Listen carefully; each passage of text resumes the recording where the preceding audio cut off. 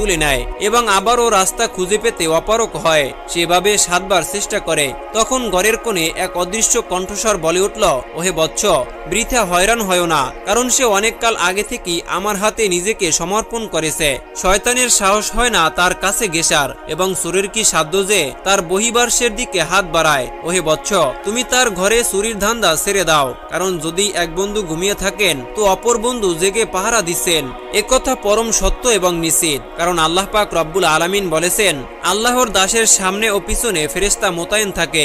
একদিন হযরত রাবেয়া বসরি রাদিয়াল্লাহু তাআলা আনহা তার ঘরের সামনে দাঁড়িয়ে কি যেন ভাবছিলেন। এমনই সময় হঠাৎ করে দুটি লোক এসে তাকে কিছু দিনার হাদিয়ে দিলেন, কিন্তু সাধক রাবেয়া তা গ্রহণ করলেন না, বরং তাদেরকে বললেন, আপনাদের হাদিয়া তো দূরের কথা, স্বয়ং বিশ্ব জগতের মালিক মহান আল্লাহর কাছেও আমি পার্থিব জগতের কোনো কিছু আজ পর্যন্ত চাইনি এবং চাওয়ার আশাও নেই, কারণ তার কাছে কিছু চাইতেও লজ্জা পাই। যে আল্লাহ এত সুন্দর পৃথিবীতে পাঠিয়েছেন তার কাছে আর কি বা চাওয়ার আছে। পরকালের জন্য আল্লাহ তাআলার রহমত ছাড়া এই দুনিয়ার কিছু আমি আল্লাহ তাআলার কাছে চাই না।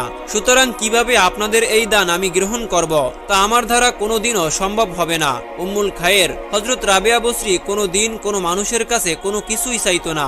একবার এক ব্যক্তি রাবেয়া বসরির দীক্ষা গুরু হযরত হাসান বসরির সামনে রাবেয়াকে 2টি টাকা দান করতে চাইলেন, কিন্তু আশ্চর্যের বিষয় হচ্ছে যে তিনি 2টি টাকা 2 হাতে নিলেন। ঘটনা দেখে হযরত হাসান বসরি রাবেয়াকে জিজ্ঞাসা করলেন, এর কারণ কি? তখন রাবেয়া বসরি বললেন, হুজুর, এক হাতে 2টি টাকা নিলে আমার মধ্যে গর্ব আসতে পারে, টাকার অহংকার আসতে পারে, আর সে কারণে আল্লাহর প্রেম থেকে আমাকে দূরে রাখতে পারে। সেই ভয়ের কারণেই আমি টাকা 2 হাতে নিলাম।